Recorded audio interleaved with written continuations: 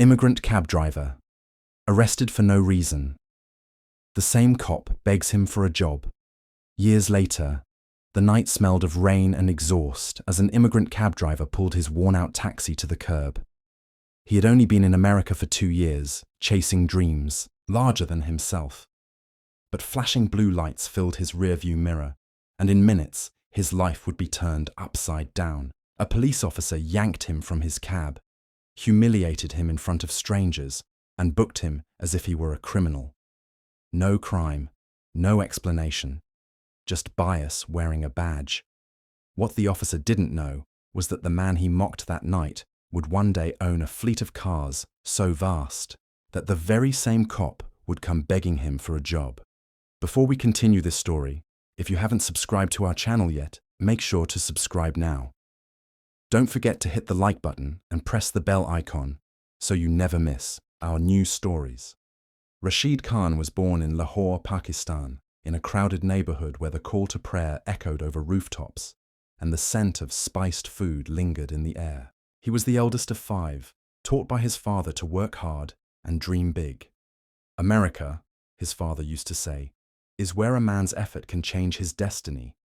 When Rashid arrived in the United States at 27, he carried little more than a suitcase, broken English, and a promise to send money back home. He found work as a taxi driver in New York City, working 12-hour shifts, navigating chaotic streets filled with honking horns and impatient passengers.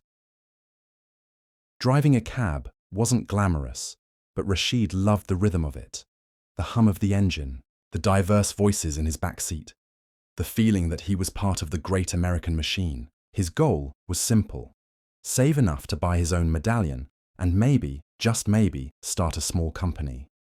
But he quickly learned that being an immigrant behind the wheel came with invisible weights. Passengers sometimes refused to pay, calling him names he barely understood. Restaurant valets mocked his accent, and worse, the police seemed to notice him more than anyone else.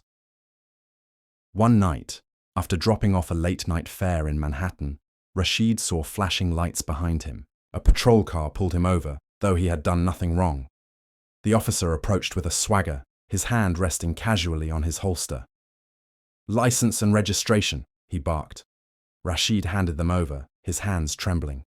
Within minutes, the officer accused him of driving suspiciously and ordered him out of the cab. Rashid protested weakly, but the officer shoved him against the hood, slapped on cuffs, and announced he was under arrest. His crime? Simply existing where prejudice decided he didn't belong. That night in jail was the longest of Rashid's life. The cold concrete bench, the smell of sweat and despair, the humiliating stares of other inmates. It all seared into his memory.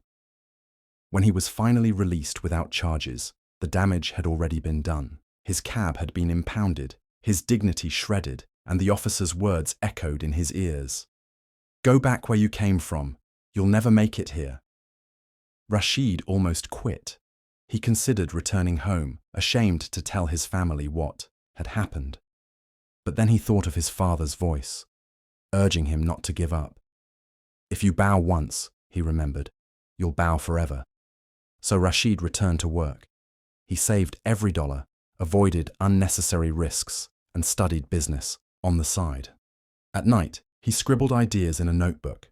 Taxi company, fair pay, respect for drivers, safe rides for passengers. Over the years, his persistence bore fruit.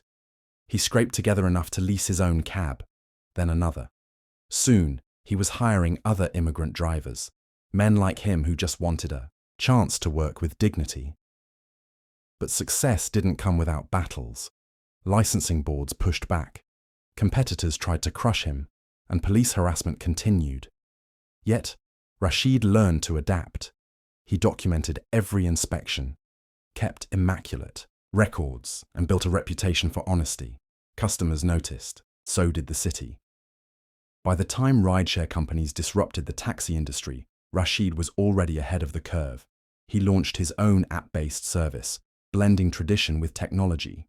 His company grew rapidly, becoming a trusted name not just in New York, but across neighboring states, and with growth came power. Rashid was no longer the man trembling on the sidewalk in handcuffs. He was the man signing checks, attending city meetings, and employing hundreds of drivers. One day, while reviewing new applicants for his expanding company, Rashid froze at a familiar name. The resume belonged to none other than Officer Daniel Murphy, the same cop who had arrested him years ago. The man who once sneered at him as if he were nothing was now seeking a job as a fleet supervisor.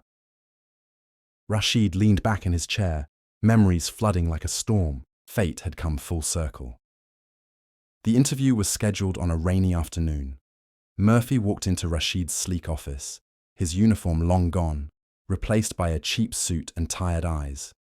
Age had etched lines across his face, but his arrogance seemed chipped away by time. He didn't recognize Rashid at first. To him, this was just another interview, another desperate attempt to find work after being forced into early retirement. But Rashid recognized him instantly. As Murphy began to talk about his years of leadership experience, Rashid's mind replayed the night of his arrest, the cold cuffs, the taunts, the humiliation. But instead of anger, Rashid felt something else: clarity. When the moment came, Rashid leaned forward. "Do you remember a young immigrant cab driver you arrested years ago? No charges, no reason, just humiliation?" Murphy paused, confusion flickering in his eyes. Slowly, realization dawned. His face paled.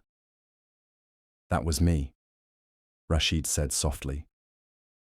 The silence in the room was heavy, broken only by the patter of rain against the glass. Murphy stammered, trying to justify himself, but his words faltered.